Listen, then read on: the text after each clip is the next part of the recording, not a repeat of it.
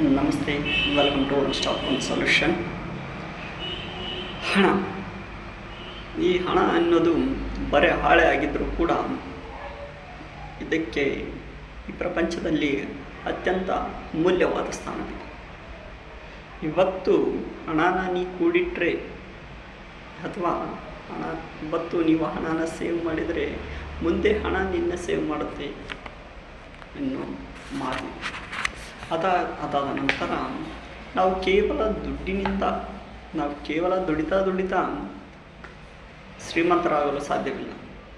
ಅದೇ ಥರನೇ ಇವತ್ತು ಯಾವ್ಯಾವ ಹೂಡಿಕೆಗಳಲ್ಲಿ ಎಷ್ಟೆಷ್ಟು ಯಾವ್ಯಾವ ಥರ ಇನ್ವೆಸ್ಟ್ಮೆಂಟ್ ಮಾಡಬೇಕು ಅಂತ ಶರತ್ ಎಂ ಸರ್ ಅವರು ಹೇಳಿದ್ದಾರೆ.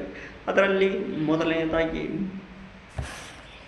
ಹಣ ಬೆಳೆಸಲು ಅರಿತು ಹೂಡಿಕೆ ಮಾಡಿ. ಎಲ್ಲೆಲ್ಲೋ ಇನ್ವೆಸ್ಟ್ಮೆಂಟ್ ಮಾಡಿ, ಬೆಟ್ಟಿಂಗ್ ಅಂತೆ, ಇನ್ನೊಂದಂತೆ, ಮತ್ತೊಂದಂತೆ ಎಲ್ಲೆಲ್ಲೋ ಇನ್ವೆಸ್ಟ್ಮೆಂಟ್ ಮಾಡಿ ಹಾಳು ಮಾಡ್ಕೋಬೇಡಿ.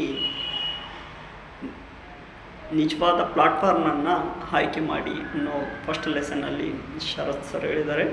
ಅದರಲ್ಲಿ ಏನಪ್ಪ ಅಂತಂದರೆ, ಹೂಡಿಕೆಗೂ ಮುನ್ನ ನಿಮಗೆ ಕೆಲವೊಂದಿಷ್ಟು ಅಂಶಗಳು ಗೊತ್ತಿರಬೇಕು.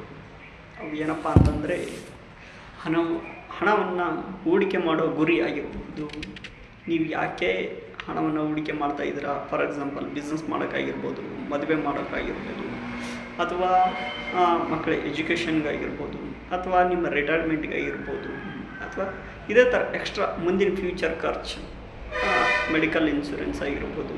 ಈ ಥರ ಯಾವುದಕ್ಕೆ ನೀವು ಹಣವನ್ನು ಹೂಡಿಕೆ ಮಾಡ್ತೀರ ಎಂಬುದು ಸ್ಪಷ್ಟವಿರಲಿ ಅನ್ನೋದು ನೆನ್ಪಿಟ್ಕೋಬೇಕಾಗಿತ್ತು. ನೆಕ್ಸ್ಟು, ಹೂಡಿಕೆ ಎಷ್ಟು ಅವಧಿಗಳ ಕಾಲ ಮಾಡಬೇಕು. ಸುಮ್ಮನೆ ಮಾಡ್ತಾಯಿದ್ದೀನಿ ಅಂದರೆ ಅಲ್ಲ, ಅದು ಲಿಮಿಟೆಡ್. 2 ವರ್ಷ ಬೇಕು, 3 ವರ್ಷ ಬೇಕು, ನಿಮ್ಮ ಟಾರ್ಗೆಟ್ನ ನೀವು ಇಟ್ಕೊಳ್ರಿ ಅಂತ ಹೇಳ್ತಾ ಇದ್ದಾರೆ.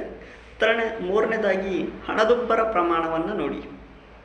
ಹಣ ಯಾವುದರಲ್ಲಿ ಏರುತ್ತೆ, ಯಾವುದರಲ್ಲಿ ಇಳಿಯುತ್ತೆ, ನಾವು ಯಾವುದರಲ್ಲಿ ಇನ್ವೆಸ್ಟ್ಮೆಂಟ್ ಮಾಡಬೇಕು, ಯಾವುದರಲ್ಲಿ ಮಾಡಬಾರ್ದು ಅನ್ನೋದನ್ನು ನೋಡಿ ಅಂತ ಹೇಳ್ತಾ ಇದ್ದಾರೆ. ತದನಂತರದಲ್ಲಿ ನಿವೃತ್ತಿ ಯೋಜನೆ ಸ್ಟಾರ್ಟ್ ಆಗಿ ಪೆನ್ಷನ್ ಅಂತೇಳಿ ಕರೀತಾರೆ. ಓಕೆನಾ, ಗೌರ್ಮೆಂಟ್ ಇದ್ದವ್ರಿಗೆ ಅಷ್ಟೇ ಪೆನ್ಷನ್ ಅಂತೇನಿಲ್ಲ, ನಾವು ಕೂಡ ಪೆನ್ಷನನ್ನು ಸೇವ್ ಮಾಡಿ ಇಟ್ಕೋಬೇಕು. ಈಗಿನ ಕಾಲದಲ್ಲಿ ಎಲ್ಲರೂ ನಮ್ಮನ್ನು ನೋಡ್ಕೊತಾರೆ ಅನ್ನೋದು ಮನೋಭಾವನೆ ಅಲ್ಲ. ನಮಗೋಸ್ಕರ ನಾವು ಏನು ತೆಗೆದಿಟ್ಕೊಂಡಿದ್ದೀವಿ, ಎಲ್ಲ ಜವಾಬ್ದಾರಿ ನೀಡಿಸಿ ನಾವೇನು ತೆಗೆದಿಟ್ಕೊಂಡಿದ್ದೀವಿ ಅಂತೇಳಿ ಇಲ್ಲಿನ ನೋಡಬೇಕಾಗತ್ತೆ.